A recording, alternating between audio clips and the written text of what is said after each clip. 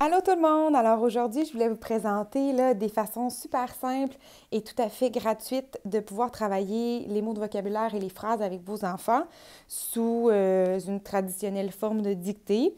Bien entendu, il existe de multiples façons d'y arriver, mais je pense que cette façon de faire-là, pour l'instant, sera la plus simple et la plus connue de tous. Donc, pour la dictée, je vous laisse écouter ce qu'il y en est pour l'instant avec la capture d'écran que vous voyez devant vous. Si je pèse sur le petit haut-parleur ici,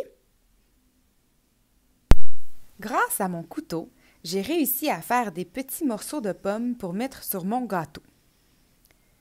Elle a encore les chaussettes trouées, malgré le fait que sa mère ait tenté de lui réparer à maintes reprises. Donc, vous comprenez le principe. Ce qui se passe en ce moment, c'est que ce qui est écrit devant vous est lu de façon audio. Bien entendu, si on veut faire une dictée à l'enfant, idéalement, on ne lui met pas les phrases devant lui, on va mettre uniquement l'audio. Donc, comment on va faire pour aller insérer l'audio? Tout d'abord, le logiciel que j'utilise, c'est l'application Page. Il est disponible automatiquement sur l'iPad lorsque vous achetez l'iPad, là. Donc, c'est vraiment possible de faire une multitude de projets avec Page. Je vous en présenterai quelques-uns au fil des jours. Comment on fait pour insérer l'audio? Comment on fait pour faire ce type de dictée? Vous allez aller dans Documents. En haut à droite, vous cliquez sur le plus. Par la suite, Document vierge. Et là, comme je vous dis, idéalement, on ne va pas écrire la dictée. On peut l'écrire pour nous-mêmes là, pour être capable de l'enregistrer, mais l'enfant ne doit pas la voir. Alors moi, je vais tout simplement vous montrer comment mettre une version audio. Vous allez cliquer sur le plus en haut à droite et vous allez cliquer sur Enregistrer l'audio. Il va y avoir ça ici qui va vous apparaître et vous allez pouvoir commencer à cliquer sur Enregistrer. Et puis, vous inventez les phrases que vous voulez. Si vous avez les mots de vocabulaire de votre enfant, c'est encore mieux. Vous pouvez les utiliser pour créer des phrases. Donc, je vous donne un exemple. La petite fille quitte immédiatement pour aller au cinéma. Point. Je mange des pommes car c'est mon fruit préféré. Point. Vous allez cliquer sur Arrêter et Insérer. Juste ici, il va y avoir l'audio. Donc, lorsque je vais cliquer sur le bouton, la petite fille quitte immédiatement pour aller au cinéma. Point. Donc, lorsque je vais cliquer sur le bouton, je vais entendre la dictée. Par la suite, ce que l'enfant peut faire, c'est utiliser le texte. Alors, le clavier va arriver, va apparaître, et puis la petite fille, là, en ce moment, moi, j'ai le correcteur automatique, alors c'est sûr qu'il n'y aura pas d'erreur, là, mais idéalement, vous l'enlevez.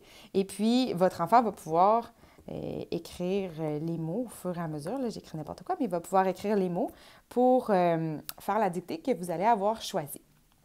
Une autre façon bien simple de faire la dictée, c'est d'aller sur le site de Paul Gérin-Lajoie sur Safari. Je vais vous mettre le lien en commentaire. Donc, vous avez tout plein de dictées audio de la première année à la sixième année. Il y en a même pour secondaire 1, secondaire 2. Alors, vous cliquez sur la dictée audio de votre choix, par exemple ici à l'école. Et puis, je vous suggère de l'écouter une première fois sans répétition. Donc, on a avec répétition ici, sans répétition. Je vous suggère de l'écouter une première fois sans répétition pour que l'enfant ait une idée générale de la dictée. À l'école. Voici l'école de Mamadou. Elle est en bois. Elle est belle. Mamadou aime son école. Donc, vous avez la version sans répétition et par la suite, vous avez la version avec répétition qui peut durer jusqu'à 10 minutes, là, dépendamment de la longueur de la dictée. Et ensuite, l'enfant va aller écrire. Donc, je ne me souviens plus exactement ce qui était dit, là, je vais l'écouter. Cette dictée parle d'un garçon qui s'appelle Mamadou. Son nom s'écrit M-A-M-A-D-O-U.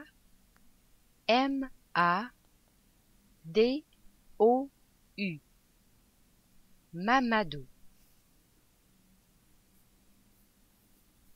Début de la dictée.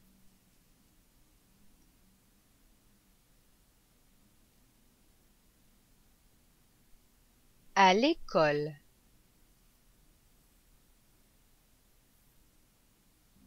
À l'école.